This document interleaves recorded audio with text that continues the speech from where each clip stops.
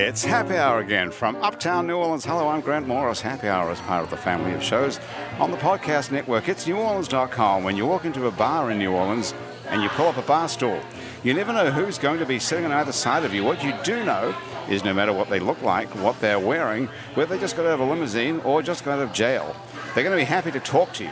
Because that's New Orleans, and this is Happy Hour, a cocktail-fueled 60 minutes of random conversation with folks who have nothing in common. Other than we're all New Orleanians in a bar today, we're at the fabulous Wayfair on Ferret Street, which is home of the Frosé, the perfect summer drink made with dry rosé, vodka Saint-Germain, Peychaud's bitters, lemon juice, and a house-made strawberry basil syrup. And if you want to come on down and enjoy Happy Hour here at Wayfair, they have a Happy Hour here between 3 and 6 every day. And if you're out and about on the weekend, this weekend, which the dates are, does anyone know what the date is this weekend? It's like the 7th and 8th or 9th or something like that, 9th and 10th. John, can you help me out? It's the 7th and 8th. Yeah, the 7th and 8th. 7th and 8th Pride of June. weekend as well. It's Pride weekend. Yep. Okay, it's Pride weekend and it's Creole Tomato Festival. Right. Okay. So only in New Orleans would Pride weekend and Creole Tomato Festival be at the same time. So if you go down to the Creole Tomato Festival / Pride weekend and you find Dutch Alley, you can find the Bloody Mary thing. There's a festival of Bloody Mary makers down there. All right. And if you find Bridie, if you ask for a person named Bridie who's making Bloody Marys, if you look behind you, they're making like thousands and thousands of Bloody Mary preparations here. Oh, I thought they were just eating like No, I thought they were eating olives. I was like, they haven't. I don't think they're eating them. I think they're putting them in drinks. So they're making all these Bloody Mary mix things for this Pride Festival, Creole Tomato Festival. So if you go down there, tell them you heard it on Happy Hour. They'll give you free something. I think it's a free Bloody Mary, actually. All so right. keep that in mind if you're down there. Hey, listen, today's show has been brought to us. Is it over yet? Yeah. I think we did a pretty good show. Yeah. Jonathan Freilich is here, one of our favorite Absolutely. musicians in the whole of New Orleans, with his guitar. And Dr. John Sawyer is here. How are y'all doing? I'm good. Now, I have to introduce you as the co-director of the Cognitive Disorders and Brain Health Program at Ochsner Health System. That is right. That's your Mouthful. actual title. Yep. So- I'm a neuropsychologist. A neuropsychologist. Okay, Jonathan, have you ever met a neuropsychologist before? No, I've met several brands of neurologists for a lot of bizarre reasons, but never. Because you have brain problems? No, but other people do. Luckily, I've known some people who deal with people's brain problems, but Wow. not John Sawyer. Yeah, so you don't have anything wrong with your brain whatsoever that you Yep. know about? Listen, you don't want you to trust your own brain to tell you whether you have problems about That's a your own good brain. point. That is true. Well, maybe we can ask Jonathan some cognitive questions and discern if he has dementia. There we go. Well, and Karen, what in the hell is your real name? Candy. What am I calling you now? You can call me Kandy. Candy. Yeah. Okay. I used to call you Karen I Candy Tap. Yes. And now I've stopped calling you Karen Just call me and stopped Kandy. calling you eye candy. And so now you're just Candy with a K. Yep. Okay. So is that what you're going as now professionally or Yes. just Candy with a K? Mm-hmm. Okay. And what does your husband call you? Karen. Oh, he calls me Bae. Bae. Bae. B-A-E. B-A-E. Okay, but your real name is still Karen. Yes. But your professional name is Candy. Yes. And so, I'll show Because like I kind of merged give it. you- I kind of merged the whole, my eye candy thing with my model name. I just made it to Candy, shortened it to Candy. So that's easier for me when you call me. Other people call me Candy. I know where you know me from. Versus if you call me Karen, I'm like, okay, it's probably, I know you personally somewhere. Okay, so I should stop calling you Karen because that would make it look like I know you personally, which I really don't. Well, we've known each other for I've years. known you a long time. Years. This is your third time on Happy Hour, I believe, and you were in the Yes, very, thank you very so beginning much. when we were back at the Columns Hotel before they kicked us Long out time of ago. there. Right. And then the next time you were on was here, I believe, at Yes, at here Wayfair. a few years ago. Right. It's been a few years ago. It has been a few years. And then I saw that photo of you that they took here that day all My over favorite Facebook. photo. Yeah, it's a great photo of you. Well, maybe Jill will take another favorite photo of you. It'll be all over Facebook. Yeah, I use it for my business cards and So now you're doing a new show yes. called Cocktails. Cocktails and candy. Cocktails and Candy. Yes. And Cocktails is spelled K-O-C-K. T-A-L-E-S. T-A-L-E-S. Yes. So what is the deal with that? That was what got me worried Okay, when so I saw remember the it. last time we were on the show, I was talking to you about my platform called Dating Eye Candy. Dating Eye Candy. That's when I was single yes. at the time, and I'm sure we all can relate. When you go for the first time, go on dates, there's always some kind of issue you have with the person or whatever. It didn't go right. Or, whatever happens on a date, right? So all I did was complain all the time about, my dates. So it became like a big thing where like I started vlogging, and it was where other people can relate to relationships. So what instead I started doing was Yeah, good idea. right? Yeah. I started talking about different topics in relationships and the issues that people come across when they're dating or in a relationship, married, divorced, or whatever. So then everybody in the audience started to engage with me because people can relate. So since then, I started my own podcast, and then it just got, it just kind of got bigger. What was your own podcast? Your own podcast was about dating. Probably. Yeah, the same thing. It was dating, And it was based Kandy, on and it was same thing. right. It seemed to be a lot of guys who had sort of fantasies about dating you, as it appeared to me. Yeah. Would you say that was correct? I don't know. Really? That's what it appeared to me. It appeared to be mostly guys Yeah, when I who was had single. designs When I was single, on yeah. dating you, and I used dating in a I guess. euphemistic sense. So then I created, then I made it into a reality show. So I made it live versus just just the podcast or just talking about it, because a lot of people like to interact with me. So we made it more into a live reality show where people have each episode's a different topic. Like our first episode, we talked about side chicks and About dating what? people. Side chicks. Side chicks. What is that? Some girl that you're fucking who's not your main. Right. Okay, is that a whole thing? Do a lot of Yeah, people? apparently it's like it's a it's a thing, and Yeah. it's become It used to be a called trend. side almost. chick. Yeah. Okay, and do you approve of this? Are you? No, No. personally, I am not very fond of side chicks, but the show is to show different perspective on different topics. It sounds So, like you're not being judgmental about it, though. I'm not for the show. It's as an executive producer, you have to think about the audience. Like you should give valuable and information and perspective from other real people that's Right. going through these things. So like it's like the girl is a side chick in the show in real life. She was a side chick, and so she talks about how she became a side chick and what it was like to be one. Have you ever been one? No. Well, at least not that I know of. Right. Like, Jonathan, have you been a side chick? I've been a side chick. You've been a side chick in a relationship where you haven't been the main guy? Yeah. So you like having a secret relationship? he would be a side dick. He wouldn't be a side side chick. dick? Yes. Side dick. The side dick. I yes. never heard that term. Have you heard that term, side? No, but John. I'm really happy to hear it. So I'm going to you use it a lot this week. side dick.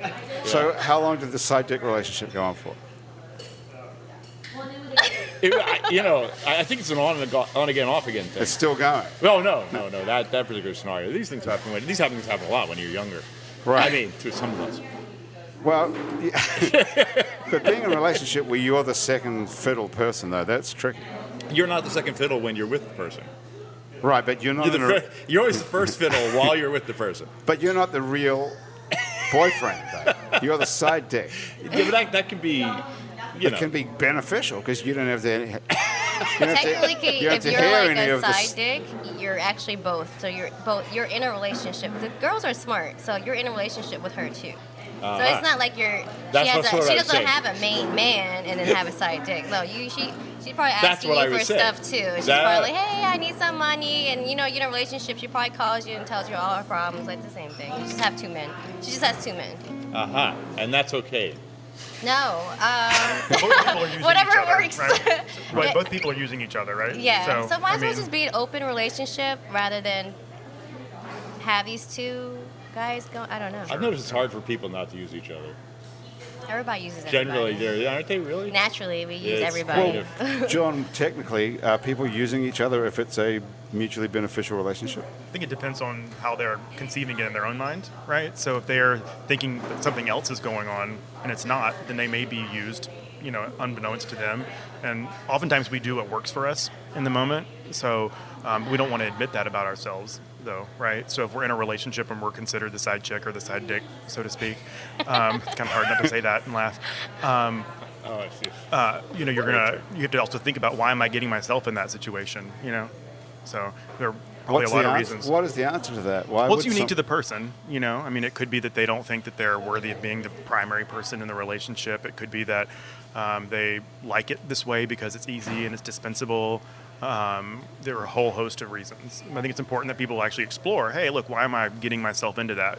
And being open to thinking through maybe exiting it if it's not working for you. Maybe it is working for you, but owning that. I think when people are younger, they're shopping too. There's a certain amount of shopping. They're like checking it out. Like, if I take this one more seriously, or do I take that one more seriously? But Right. where people get hurt though is there's not like disclosure, right? So like Yeah. people don't know, and you aren't being like honest about it. So I think if you're honest and transparent, say, look, I think you're my side chick, then you at least have some sense of transparency about it. The problem is when people aren't being honest and transparent. Yeah, but all about it. human relationships go wrong with expectation. Sure, That's yeah, basically right. it's a Yeah. basic, Right. basic state of expectation Right. is where everything Yeah. falls apart. Right. So, So if you have no expectations, you're going to be happy. in general, that's the best way to go. Can you live like that? Yes. What do you call that? Is that some sort of Zen? Smart. Smart. We're all dumb. Look into the way human beings are, and then draw a conclusion, and then you don't have to worry about them being good or bad or evil or good. Are you saying seriously that you can totally live without judgment or expectation? No, I'm saying that in terms of certain kinds of fields, not every dimension of life, but I'm just saying once you've learned some kinds of dimensions, Right. sure, it's probably best not to have expectations because you end up in a world of trouble. Especially, I mean, life is limited. If you get halfway through it, what you expect is halfway through the life expectancy thing. You're supposed to have at least. Well, I would say a smart thing to do is to conform your philosophies to your observations, your actions in your life to your observations that you make about life, right? Well, Am I wrong? to be smart enough to have learned some lessons and actually act on them rather than repeating the same mistakes over and over. Right. He might think you're setting up for him with John here for cognitive testing. I might be deranged.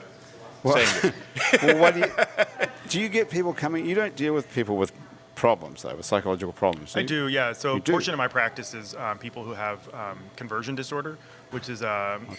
so it's a common psychological phenomenon where we have physical symptoms that mimic medical symptoms. So people who will have what look to be seizures or a stroke, so part of their body's paralyzed, or they can't speak, or they're shaking uncontrollably. But the EEG is actually normal when they're shaking, so there's no abnormal electrical discharges going off when they're doing that. Or they'll have an MRI of their brain, and they don't actually have any stroke going on. Hang on, wait up. You can have a psychologically induced stroke. So it's not a stroke, it's like a stroke. Basically, part of your body isn't functioning properly. So in the same way that, like maybe when you first started radio, your heart may have raced a little bit before you got on, right? Yeah. That doesn't mean that you were having a heart attack or that you needed to see a cardiologist. Your brain's communicating to you, you're a little nervous. Right. This is just a very dramatic reaction to that. It's like a panic attack. It's kind of similar to a panic attack in that it's a physical symptom, but for these people, it's even more dramatic where it looks like it's a seizure, it looks like it's a stroke, but once we do a medical investigation, there isn't any actual medical reason for these physical symptoms. And there's enough of these people showing up at Ochsner Hospital every day that keeps you in a job. Yeah, Having 40% of the people admitted to an epilepsy monitoring unit nationally have conversion disorder. So over half, almost half. Wow. Who How think about they that? have seizures.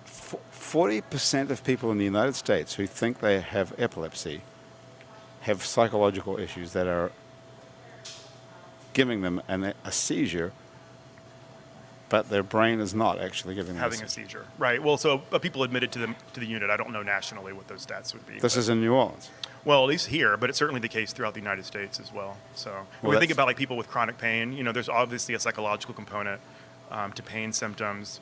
They're things called functional GI disorders, where kids frequently say they have their belly aches before school, right? But they don't really have a belly Right, ache. funny how it goes away as soon as you like to stay home Right, for the day. yeah. Right, that's it. And so there's a whole spectrum of that. But I thought that was acting, though. Yeah. well, so it depends. I mean, sometimes it's conscious, sometimes it's unconscious. Actually, You can actually have a real stomach ache. How many Yeah. kids have you got? 5. Candy, 5 kids. 5 Wow. Okay, how old are they now? I got a senior in school now, and then I have my youngest is a year. Wow, so really so what's that? Like 17 to 17 to 1. to 1. Yep. So you've been having kids for the last 17 years, every like 3 or 4 years. Yeah, I think they kind of spread out more. I think my youngest is 7 years apart from the next one. Okay. So that was all my kids are really spread out. I kind of like them spread out. They Yeah. can watch I each just other. started Well, you don't have younger. much choice with it. Too, I don't know, because I like to enjoy my children. Like, I like the baby phase, so I like to spend as much time with them. And then like my last one before the 1-year-old, I kept him from preschool because I was thinking he's my last child. So I was like, I want to stay home with him as much as possible before he went to, which I don't know, might have been a mistake because he was tested like early. They were going to skip grade for him. He was that smart. That's because you homeschooled him? No, You mean? I just didn't. I just home loved him. So I that loved just him, might be lots natural. of love. So now you're married again, and you're Yes. starting all over with a whole new guy with a new family. Yes. Yes. Okay. And how are all the kids getting along? Oh, like we're all just been there forever Right. And how they get along with the new with the new husband. stepdad? Oh, he's just. He's cool? Well, yeah, they love him just like they said it. They say it all the time. It's like he was just always been here. Right. Yeah, it's just all natural. Like, Is he in the entertainment business? yes, he's a rapper. He's a rapper. Mm-hmm. Weren't you with a rapper originally? Yeah. Wasn't the first guy way back? Way back, way back. Okay. And I don't know. I guess I've always wanted to be a singer growing up, and Oh, here's your chance. and no, Yeah. I can't sing. I can't sing for shit. me neither. No, I can't sing for shit. They make me do it. sometimes. Yeah. What would you no, like I to can't. sing? No, I can't only sing do for it for shit. money. Anyway, I do everything else but sing. So the acting, the modeling, and I for some reason I gravitate towards more or attract a lot of musicians. So I guess that kind of makes up for my lack of singing. What's this rapper person's name? Nick Robb. Nick Robb. Mm-hmm. Okay. Do you know him? I mean, do we know Jonathan? Is he like in the? No, is I he- don't know. You know Not the yet. rap You'll know him circle? soon. We will. Coming up. Yep. Okay. Where do we find him? Is he on Spotify and all that sort of Yeah, stuff? he's on Spotify. Nick Robb. Okay. Nickrob. Nickrob. Okay. Yep. And what? And C-Rock will find that for us in no time. Yeah. Okay. And what sort of stuff does he does he write songs about you? He made a couple of songs about me. But he sings about everything, I guess. He raps What was about the song everything. about And he you sings called? too. Star Power. Star Power. How does it go? I know what you're trying to get me to do. Can you remember any lyrics from it? No. Oh, come on. No. You don't have to sing them. You can just say them. What are they? No, I don't remember. Is it okay?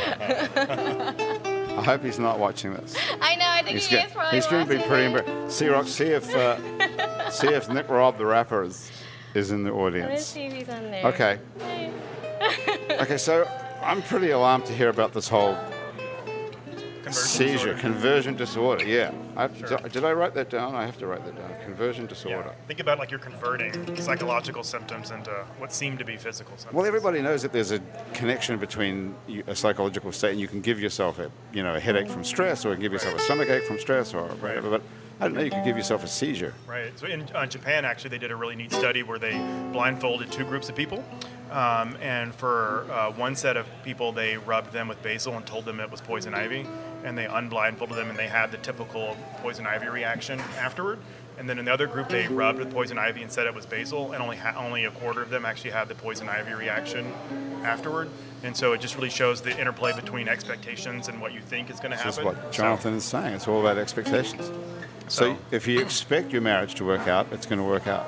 Well, yeah, positive thinking is great. There's been a whole field of positive psychology, so about, yeah. But you also don't want to be deluded and, your head in the sand as well. So it's important to kind of balance that.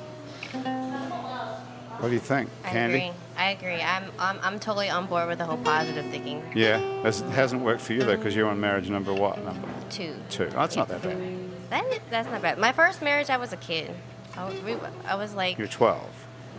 I was like, it was my first, and I haven't been with anybody else, kind of thing. Right, then you were single for that whole. And then period. So this is- so basically. you've So been- really, that was like a Right. long time ago. It was like 15 Wow. years ago. 15 years ago. Wow, that was a doesn't long count. time ago. Yeah. Okay, so I've got a whole list of things that you do here in this bio that they sent me about you, All right. John. First of all, why is your name Robert John and you don't call yourself Robert?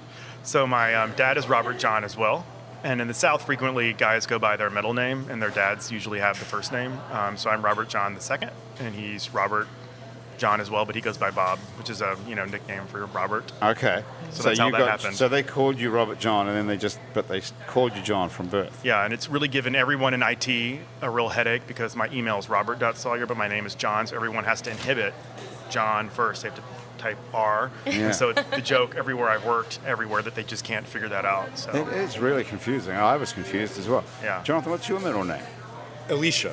Elisha. Yes. That's very biblical. Isn't it? I'm glad you're with somebody who Yeah. actually spotted that. That's Elisha. good. Elisha. Okay. All right. Well, it's really cool. Kandy, what's your middle name? I What? don't have one. You don't have a middle name? Well, you know what? Now, I do have one now because when I got married, I moved my maiden name to my middle name, Your maiden name was, what was your maiden name? Tep. So that was your original name? Yeah. Karen Tapp. That's what I knew you as originally. Okay, so now it's Kandy Tapp Rob. Yeah. Well, Or that's- Karen Tep Rob Burton. Rob Ertzen. Yeah. Oh, so Nick Rob is just the guy's, he's got a fake name as well. Yeah, so it's kind of like, Stage name. you know, it's kind of like us right here. Okay. Like John. Okay. Hey, listen, all right. So listen, Jonathan, before we get any further, we have to talk about what you're up to. Okay. Because this is pretty crazy, you guys. Jonathan's one. I've never said this sentence, I don't think, in my life before. Jonathan's written an opera. Yes. Oh, This is the wow. fourth one, actually. It's a fourth opera. Yeah. Yeah, they've all been performed. Although a couple of them I was just the composer on, but this is one of the two where I've done everything. I've written libretto and. That's awesome. I've This is recently awesome. gotten obsessed with opera. Oh, really? And my 4.5-year-old loves opera. Okay. And I'll frequently like play that music when we're getting a bath, and so she'll stand up in the bath and like do like an opera kind of movement, walking around and Wow, stuff like that. that's really She gets very bizarre. into it. It's part of Great. my also like wanting to advance her brain development. That's great. So, Yeah. what got you into opera? Well, I think opera's terrible, and my principal thing is that as a composer, it's pretty bad. The great masters of composition would have been considered perfect, except they engaged in opera, and a lot of great masters wrote terrible operas, and it continues this way. And so I figure, well, there's some place for improvement at a low level there. Wow. Are you suggesting that you're the savior of opera, or that it's all so bad that the bar is so low that you can't fuck it Oh, up? it was bad from the start. It's a bad idea. It's great. I love opera because it's the ultimate.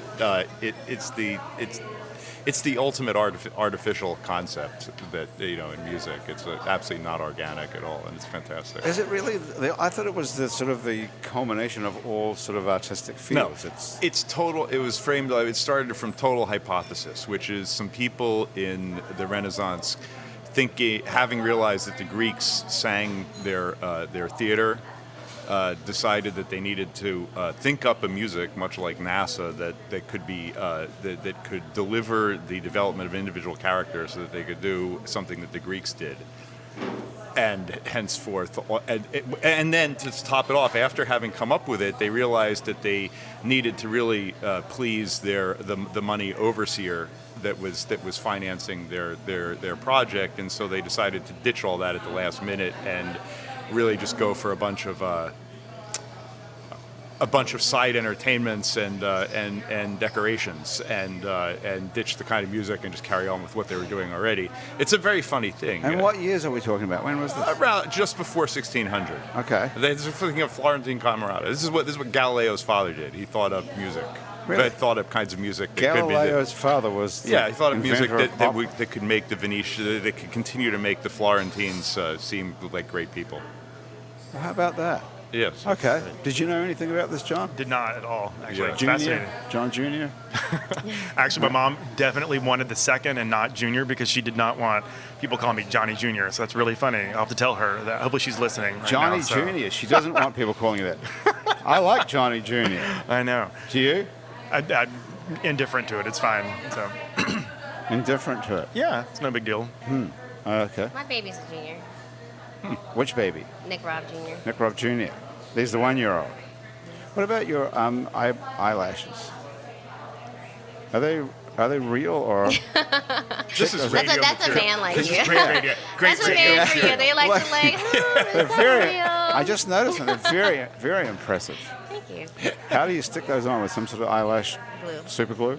Yep. Okay. That's what people do. Okay. So the birth of opera in the 1600s led us down a bad path, apparently, which then eventually gave us Wagner and... Well, no, I mean, it goes through a lot of really wonderful things that are the other reasons I do it, which is just that, following this particular oddity, it actually went through a good period where I think a short good period before it became completely censored and taken over by upper classes who rejected most of its positional roots to describe. Because people in power don't like being made fun of. They're very pompous. We have a president as such, it got largely taken over by that. But then it was along with most forms of art, were reappropriated by the ordinary people. Okay, so cut to the present day. Yeah, and this will interest you, Kandy, because this is an opera about sex, basically. It is. So my opera is about James Joyce's dirty letters. It's called Darling, Please Don't Be Offended at What I Wrote. His letters are extremely filthy. Like you can't imagine. I think this is probably some of the filthiest thing that will ever have been done this way theatrically since probably Restoration comedy, which happened when the English got to throw the Puritans out.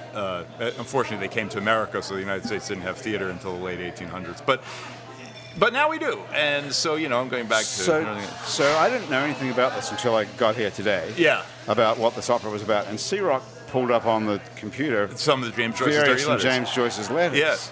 C-Rock, do you want to read us an example of? You can do that on the air. Well, I read some choice quotes to Grant, but with an audience, I would not feel comfortable at all, and I'm wondering how do you get around that? Saying some of these things that he wrote that are just, I mean, he was beyond a freak. No, let's get this straight. He's not really. The problem is the main problem, if you look at it, is that we live in a grotesquely mannered society, and what's supposed to be a democratic and a place that is not puritanical and applauds the common man. Therefore, we've been overrun by an idea that the common people can't talk the way they commonly talk.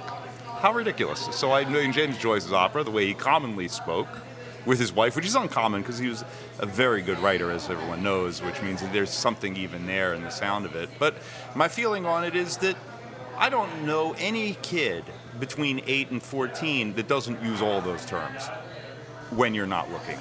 And the next thing is the pretense that anyone doesn't know them or doesn't talk like that half the time when they get angry or otherwise is also crazy. But there's a difference between using what we call curse words, saying fuck this or fuck you or one thing. It's one thing. It's quite different from what C-Rock read me, which was a sort of a description of this guy fucking his wife, which he wrote to her and sort of looking back at and fondly about what happened last night. So in very graphic terms that it would be very difficult for me to... Women actually like that. They do. Thank you. I would offer a counterpoint here. What's that? We all use this language, and we speak even worse, but fart fetish is far from mainstream or of the common man. It is fringe. It is fringe, and I'm not kink shaming anyone, but to say the common man would like farts blown in his face, like how James Joyce wanted it. It doesn't matter whether it's what the common man wants. The common man is into sex. Here's a man exploring what is possibly written, and what's exploring his relationship in terms of what's possible, and at the invitation of his wife, no less, which it becomes clear in the letter, in the writing. And the next thing is that I would say this: most children go through a period where all they're doing is talking about farting. And now we have books for children describing how they should not be ashamed to fart. Why? Because it's unhealthy. So the pretense that this is something in society that first thing we've decided it's healthy. Second thing we've just decided it's okay to talk about. And now we have a revulsion from some internal part of people's things that is just saying you shouldn't talk about it. Now, why shouldn't you talk about it? Health reasons. Health reasons you shouldn't talk about farting. It's unhealthy not to fart. It's unhealthy to put a fart into your face. Is it really? Why? You get pink eye. What could you catch? You get pink eye. Can you? Yes. Yes, but he's saying he's not giving you an artwork is not telling you how to live your life. But did you read that thing that it was like a newsletter that said like the healthiest or happiest relationship is when you can fart in front of each other. So it's there you go. That was in a newsletter. But let's get this back. This is not an opera about farting. Get it back on track. It's that's a small, but This is not an opera about farting. That's one. Is That's it an one opera? section, and it's certainly It is. entertaining to people how much he But talks about the farting. I thought this was about So- anal sex, basically. This, No. There's Not parts the about opera, anal but sex. this, No, this bit that he's talking about. I see Oh. why Grant got me in this conversation. Well, here's here's what's You going can chime in Here's anytime what's you want. Here's what's Kandy. going on. There's all kinds of sexual stuff This is described date there. night There's game, also an guys. arc to the arc to the drama about it. To tell the truth, here's what it is. He went to Dublin in 1909, but in order to get a movie theater put in Dublin, because he'd run away to Trieste with his wife because he didn't like Ireland anymore. But Dublin didn't have a movie theater, so he went back to get a movie theater. It's also the time period where he got his first book published, The Dubliners, by accident. But he was there. There's some implication that his wife didn't want him seeing hookers in Dublin and thought that this would be a good idea for him to write this. It's another good thing. And the other thing is that, and so it only went on for a few weeks in that period, and then 1911, and that's about it. It was a small period, but you can tell it's sort of partly literary experiment, partly real letter, partly Okay. all kinds of things. But But this my wa- opera is them singing literally that text.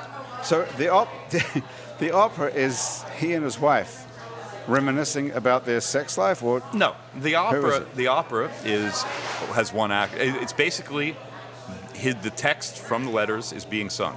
That means that's it. can you give us an example of the libretto of like a few lines? A few lines from the libretto. Yeah, can you remember? I can pull it up.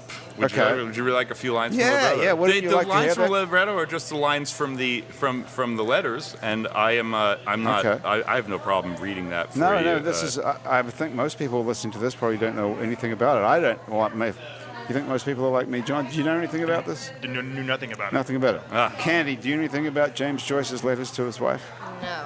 Right. I'm not surprised though, given No. his culture and background, and just Irish and Catholic, and the way he wrote, and just a lot of repression, and I Right. could see where But it would. Candy, you're an expert about like these subjects.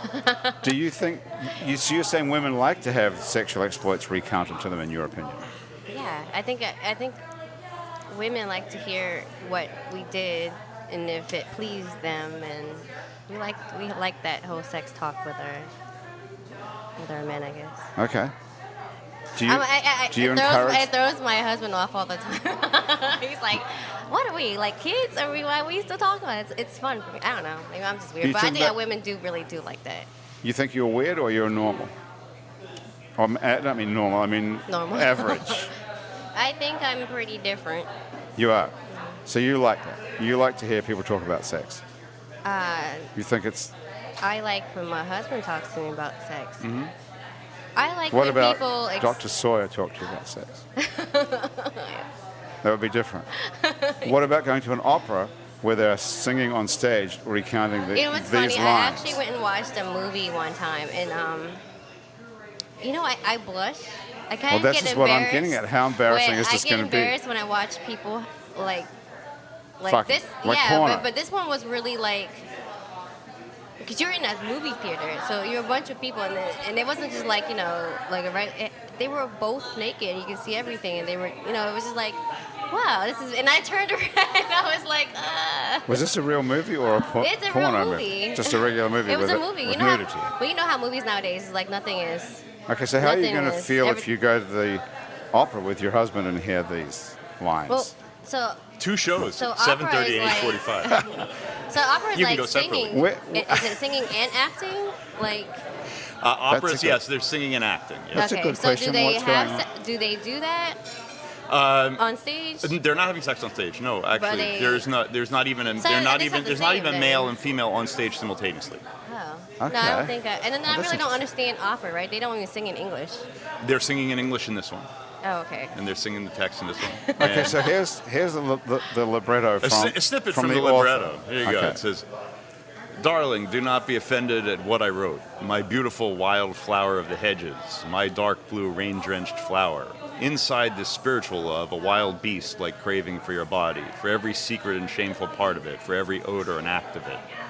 Pray to the spirit mirrored in your eyes, or fling you down on that soft belly and fuck you up behind, glorying in the very stink and sweat that rises from your arse.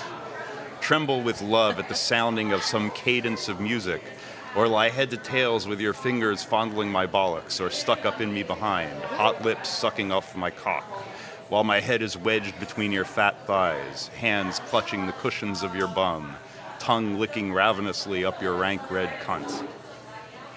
Very nice. How is Okay. that?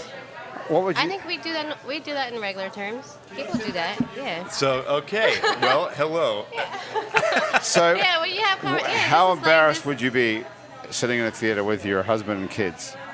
Well, in those terms, I probably wouldn't be embarrassed. Okay. Because it's not. It's an more, artwork. Right. So if you said it like in how porn people say it, I think you're gonna be like, what's going on, right? But Okay. he's like, So put your finger in my fucking asshole because I like it and I want you to suck my balls. Like it's like not the same as what he said it. So. I thought that's pretty much just what he did say. Like you said, it was different.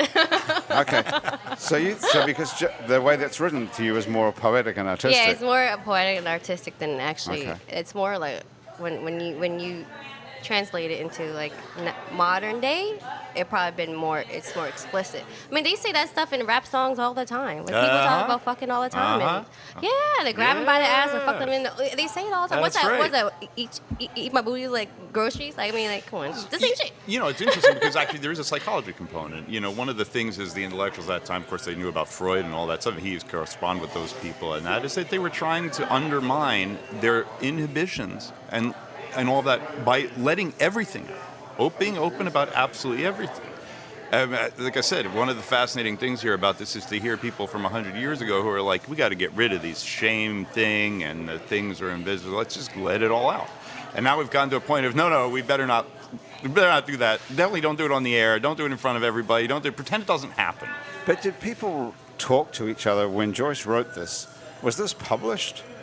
Those weren't published, but there was certainly plenty of writing around that you could get that was like that. Absolutely, it was available. I mean, this was actually the thing. His book was banned until 1922. I mean, this is why we have Bloomsday. So this is all incidentally. Okay. Let me push my stuff. Yes, where are we? So the opera itself. Let's get down to the nitty gritty rather than the arguments for or against it or what it is.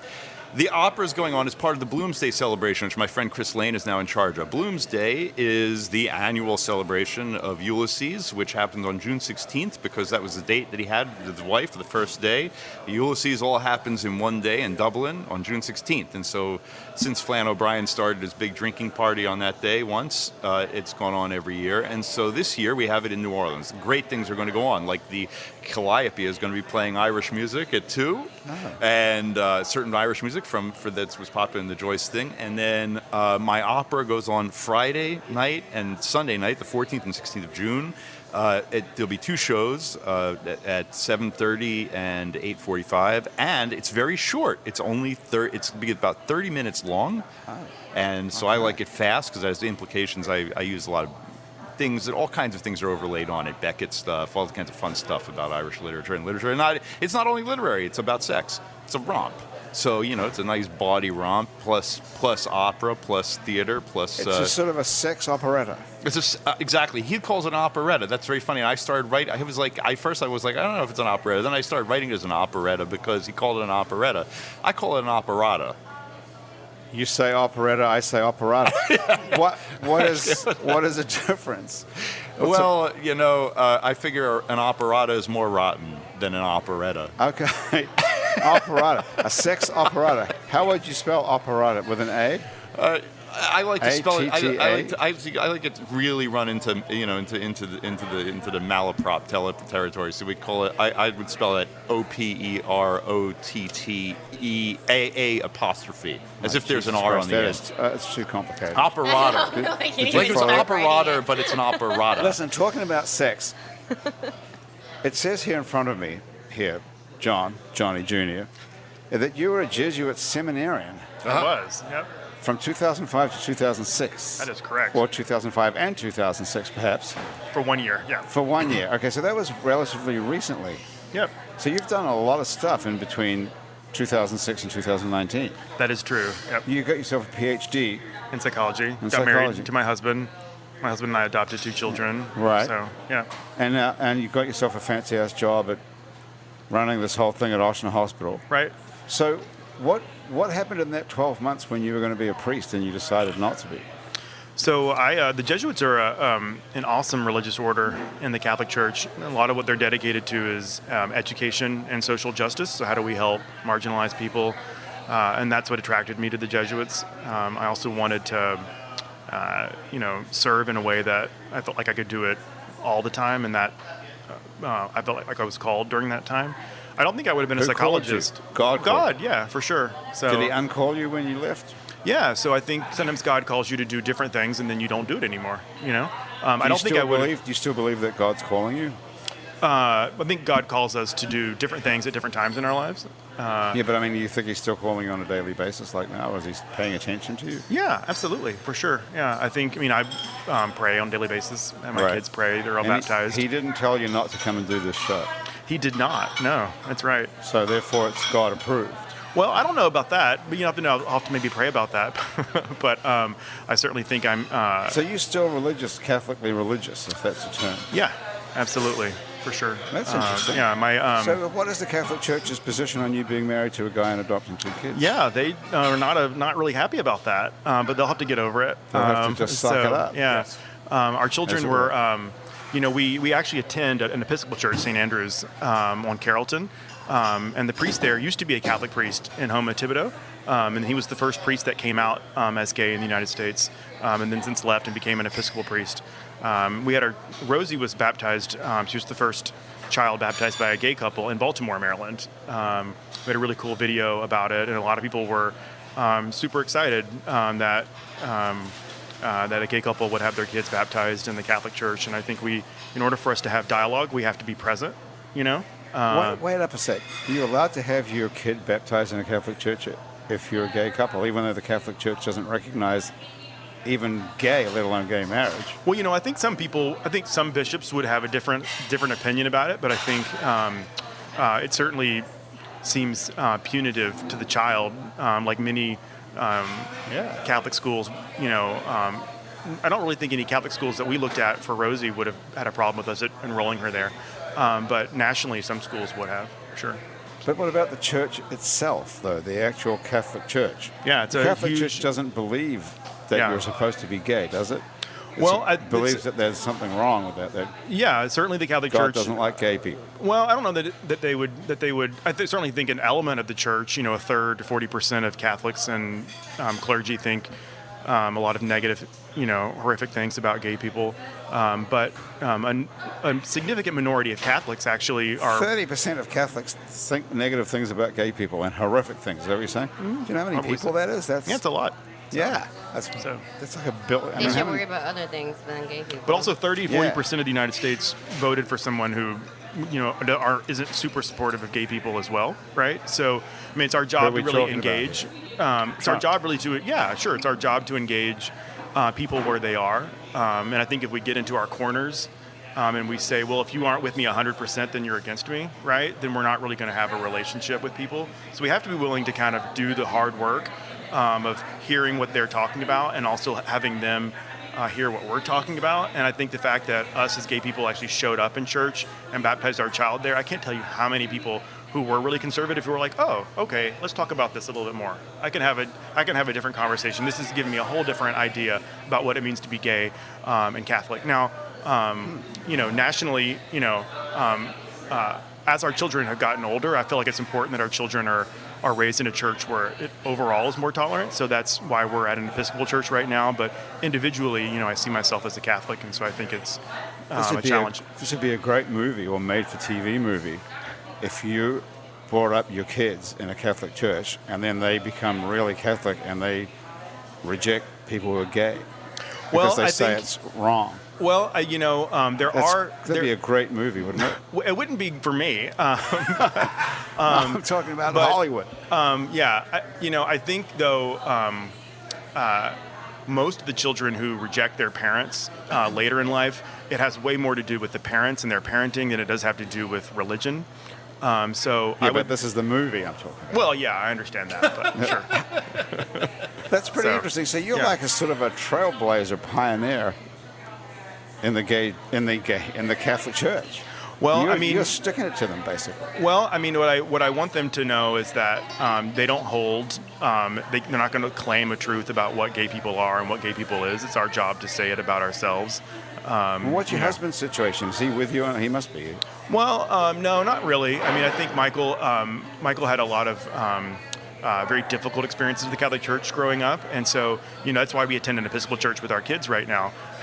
But I think he also wanted to support me and like my faith, and so that's kind of part of it as well. So. Well, that's cool. Yeah. I think you're super brave.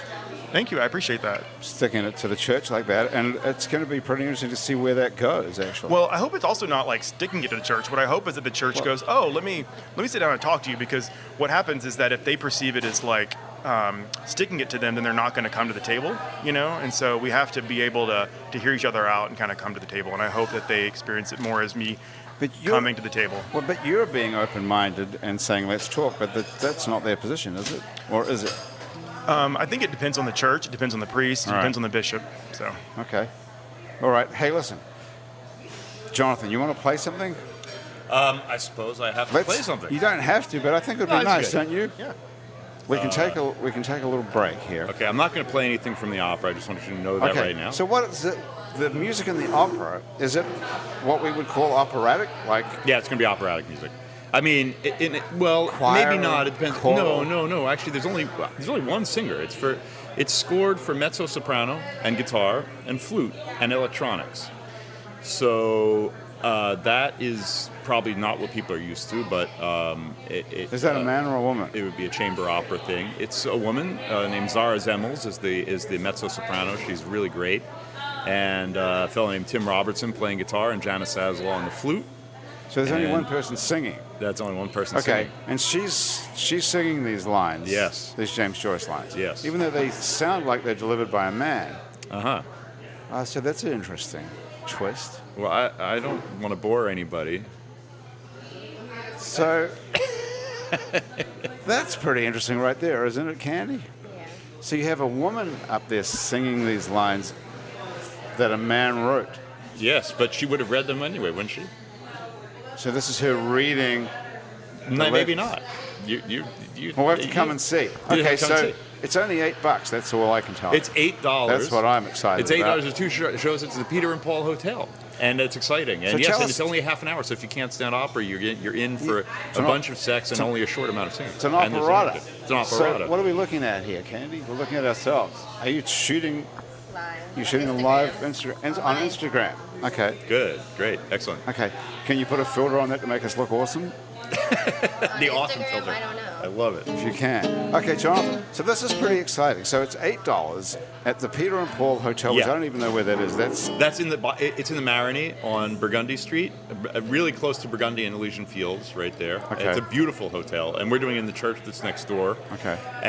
Or it used to be a church, and that's going on. It's part of the Bloomsday thing, which is going on all over town. There's a Facebook page about the whole Bloomsday thing, where they'll be, of course, read the whole of James Joyce Ulysses that day, and there'll be a lot of big readers, and it's a hell of a book. Where's that really going fun? on? Definitely not for academics, and it's going on in a lot of places, a number of locations. The map will be on the Facebook page.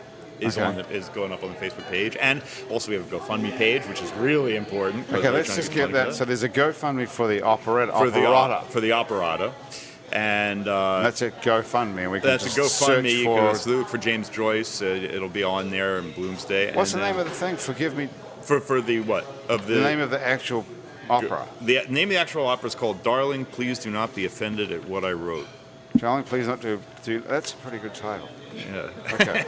It's hard to remember, but okay. Is it a comedy? Well, it's Tough question. It has. Let's see. How do I look at that? I mean, there's parts of it that are very funny. I mean, I would say that it's light. I went for an operetta after he said it. I wanted something that's not heavy. On the other hand, you might find it funny the way that people find Beckett's theater a little bit funny. I don't know if you've seen any of that. It's sort of funny, but absurdist. What's that? It's absurdist. Well, maybe, but it's in a way sometimes it's genuinely funny. I mean, it's not always.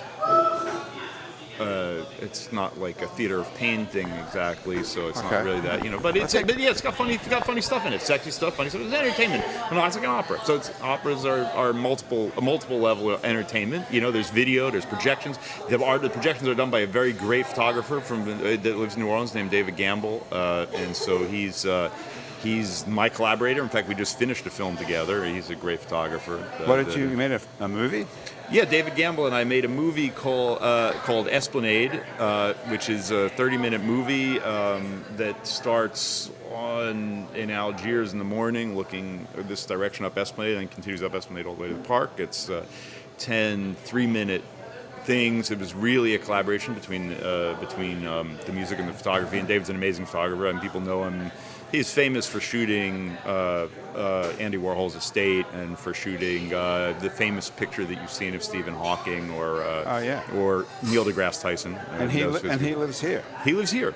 Yeah, shot a very famous triptych of the Dalai Lama and stuff from the Smithsonian. He's a very interesting guy. Wow. David's a very fascinating character. Hey, Kandy, I see you shooting this stuff on on Instagram. So tell us about your show, Cocktails and Kandy. Okay. Does this have anything to do with dating anymore, or what is it? Yeah, it's whatever I did before, and I just made it into a reality show. So it's It's a reality show about your life. No, sort of. So it's like me. I'm going out to do things with my friends. Like it's a reality show, and then they call me up and say, hey, this is what's going on in my relationship. So each thing is a different topic. Each episode's a different topic. So what do your friends look like? Are they all hot-looking chicks like you? Pretty So it's much. a bunch of hot-looking women going out. Yeah, so it's a different environment, different cast, guest stars, and stuff like that. So just explain this to me. So it's a bunch of hot-looking women going out talking about problems in their And relationships. men. We have men and in men there too. too. Okay, all right. And yeah, it's talking about different topics on relationships. And then we all kind of give each perspective on the topic. It's supposed to help the audience figure out if they're in the same situation. Well, give us an example. Have you shot any of these yet? Are they Yeah, all- I did. Okay.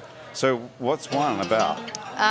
Dating people in the industry. So my friend was dating a guy who is not in the industry, but she's a singer and she travels a lot. The industry, meaning the entertainment industry. Right. And she's a singer, and her boyfriend isn't in the industry. So I guess she travels often, and when you're doing things like that, you're stuck to the phone because it's always an email or a text message from a manager, or you're always doing something, So like he couldn't handle her being so busy, and I guess he felt like he didn't have enough time with her because she's. Right.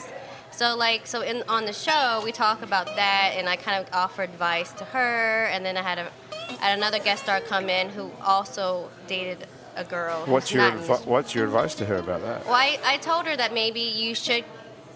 She was talking about how somebody texted her about a song, I think maybe, or something at 2:00 in the morning. So I said maybe you should just, when you're home, because you're away from him on tour all the time, maybe you should just shut it down and just spend that time with him, because you're there, instead of like.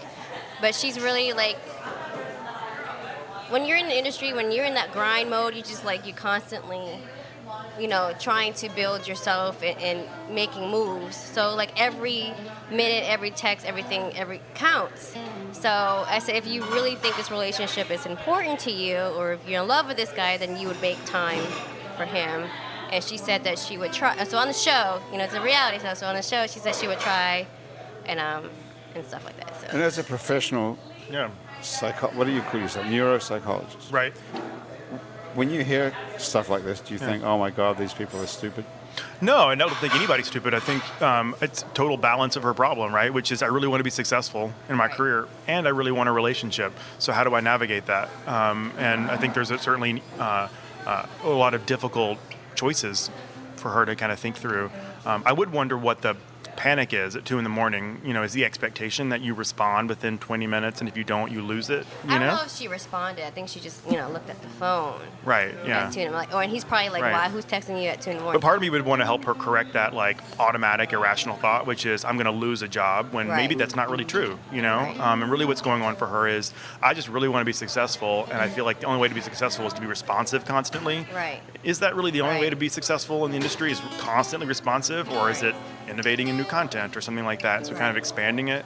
Most people, when you ask them when they're dying, when you ask them what do they most value, what's most important for them, it's not their job, it's not how many hit songs they had, it's their relationships, it's their kids, it's these kind of Right. enduring relationships. And so it really is important for people to kind of take a step back and think about what's really important. How many dying people have you actually spoken to? My goodness. I mean, for over the real. course of my career. No, yeah, I mean, do you really have conversations with people who are dying and they tell you that? So we I know don't that care we know about that from my hit songs. I'm just. We know that from This is- qualitative research. So people go in and interview the dying, and they ask them, what do you find is what's most important, or what do you most regret? But this just sounds like a complete cliche to me that you hear this all the time. But surely no one is interviewing people on their deathbed, really, are they? Yeah, for sure they are. They are. Sure. Yeah, they are. Jonathan, how do you know that? Well, I got really sick a couple of years ago. Well, I was diagnosed with cancer, but but the thing about it is that for sure people would ask you questions. I think it's a good idea, and not that I want to talk about it. But everybody wasn't die, but, everyone is going to say dying. to you when they're pushed that the most important thing in their life is something non-material. No one on their deathbed or any time, even now, is going to say, "Oh yeah, the most important thing to me is that I make a huge amount of money and I don't care who I fuck over." No. to get." Some people do say that. Do on they their deathbed. really? Absolutely. And they don't It's care? not 100%. What do you think? It's not a good time for morality. But if you push most people, they're going to tell you, whether they're telling the truth or not, they're going to tell you the most important thing in their lives is other people, love, relationships, my kids. They're not going to say the amount of money I make, surely. Well, Are but they? you're thinking that it's impression management, that they're just kind of saying what they Impression think. management, yeah. That Well, they that kind of depends if they think even what have the. a family. Like some people who do things, they're probably not in a relationship or have any kids, and they might be focused on making money because that's all they have right now. But everybody we always have this sort of stereotype idea of what happiness should be. Well, that- but take a step back and think about what you think, because what these interviews are, they're asking people who are dying, what do you regret? It's not so much like, what I'm expecting you to say is your daughter right now, you know what I mean? It's not so what do you regret? And people do, especially in really profound moments like that, get really heavy and think about, this is what I really, really regret. I wish I had not done that. And I think a lot of people, especially when I talk to people who have Alzheimer's disease, and I make that diagnosis, with people every single day, a lot of it is, wow, if we'd known this 3 years ago, we would have lived very differently. Right? All You know? right, stop right there because we only have a couple of minutes left. Okay, this could be the most important conversation any of us have ever had, including everyone listening to this. Doctor, if we're going to change our lives to live properly so that we don't regret anything, so that if we do die tomorrow or the day after, that we have done everything right and we don't have a regret, what should we do to change our lives today? That's a really good question. I think that's an excellent question. It's probably a lot of books that can tell you what to do. I think we need to sit back and think about what you want, and also what your family needs, and what your country needs, what does society need, what does the world need, and where your interests align, and and where what the world needs, where those things kind of go together. I think you maybe know what you need to be doing every single day. Can you follow that, Kandy? Do you understand what that even means? I couldn't even. I wouldn't be sure. I wouldn't be sure what to walk out of here and do. What are you good at? What do you like? And what do you think the world most needs? Like for you, for instance, you're really good at radio, and the world does need entertainment. It needs good conversation, and that aligns. It's So I really should good. stick to that. Stick to it. Okay. The same thing for me. If someone told me, if I thought the world really needed a great basketball player, I'm not very good at basketball. That's not going to align really well. And so it really needs to be about what you're good at, what you're interested in, and also really what the world needs. And when those things kind of come together, you're gonna be in the zone. You're gonna be performing really well. So if we all do what we're good at and what we enjoy doing, we're not going to have any regrets when we come to our dying Yeah, moments. I think you have to add what the world needs as well. There needs to be a common good, a social good attached to it. Okay. I agree. Candy, I agree. what does that mean for you when I you walk? agree because, I get this a lot being a mom.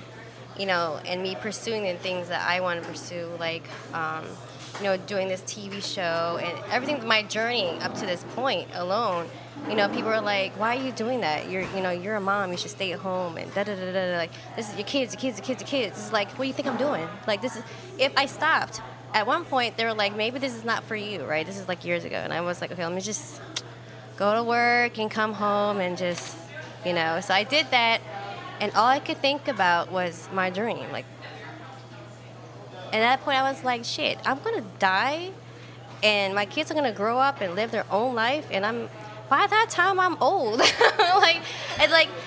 And then wasted all those years where I could multitask. Well, I could do how much time do we both. have? How many seconds do we have? A couple of minutes, I guess. All right. We have to Can get I out tell you here. something really 1 interesting? minute. Yes. So, Senator Day O'Connor, the Supreme Court Justice, Right. her husband had Alzheimer's disease, and he sacrificed most of his life for her career. And towards the end of his disease, she would bring him into the courtroom in her chambers and have him with her, because as you get in the later stages of the disease, you can get really fearful and anxious. Anyway, so she decided, I'm going to quit and take care of him. And she quit, and 3 months later he had to go into a nursing home and got a girlfriend in the nursing home and did not remember his wife. And she said one of her main regrets was, I should have stayed in the court because I did not realize that this was going to happen that way. And so it is important for many women to think like, kids do grow up, kids do go on and do their life. And so it is important that you have to balance, what do you need, what are you good at, what does the world need as well. So there's a lot of things that have to come together. Okay, so we have achieved one thing here today. We have discovered what the secret to human happiness is. Good job, Johnny Jr. All right. Excellent. Thank you very much for Thank helping you. us out. Yeah, Hey, absolutely. listen, before we go any further, I have to tell you, today's show has been brought to us by Nola Pens. Look at this pen in my hand. Feel that. Take that pen.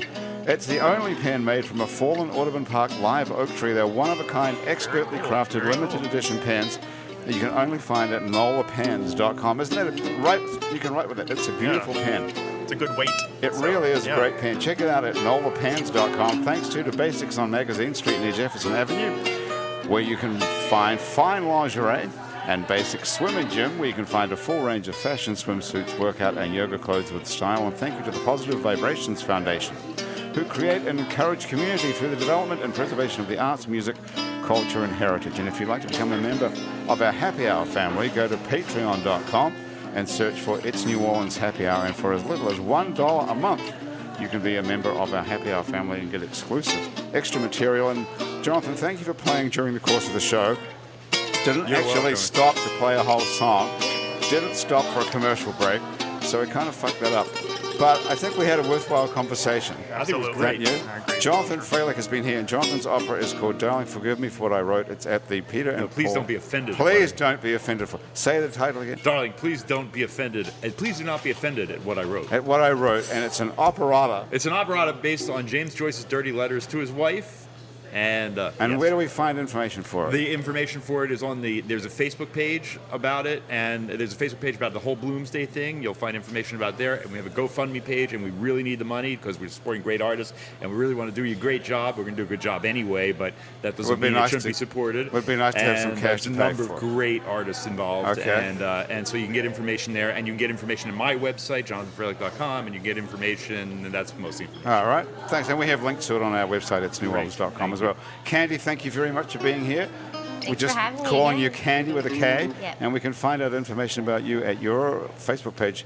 And the name of your website is Kandy. What is it? Cocktails and Candy? So you can go to my personal page. It's mycandyland.com. mycandyland.com. With a Okay. K. All right, with a K. And Dr. John Sawyer, Johnny Jr. has been here as well. Thank you so much. All right. I'll take care. Thanks Thank so you. much Sure. for hooking us up with the secret to human happiness. Absolutely. That's Anytime. Pretty. I won't charge you by the hour. Thanks very Yay. much. And we'll put a link to your stuff on our website too, so we can find you at Ochsner Hospital. Thanks for being happy hour for another week. The producer of our show is Graham DePonte. Our associate producer is April Stolf.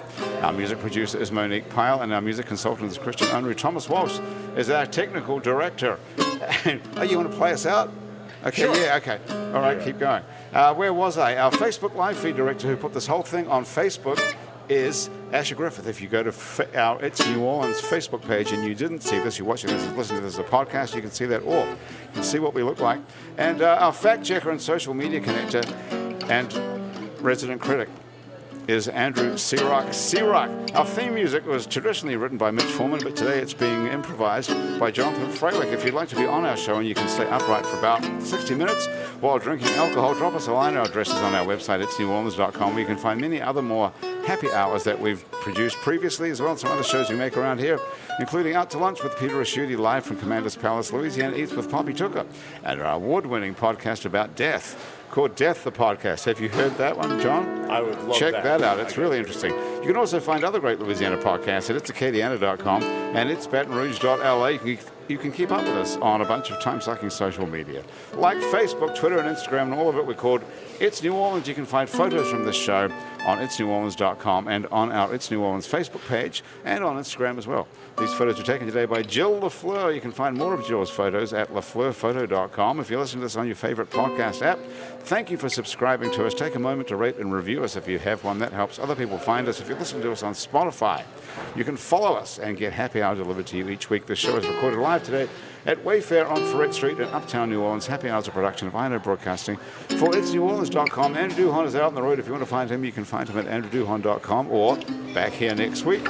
For Andrew, everyone else around the table here at Wayfair and back at our office at INO Broadcasting, thanks for joining us. I'm Grant Morris. I'll see you back here next week for more Happy Hour. Nice. Oh, my goodness.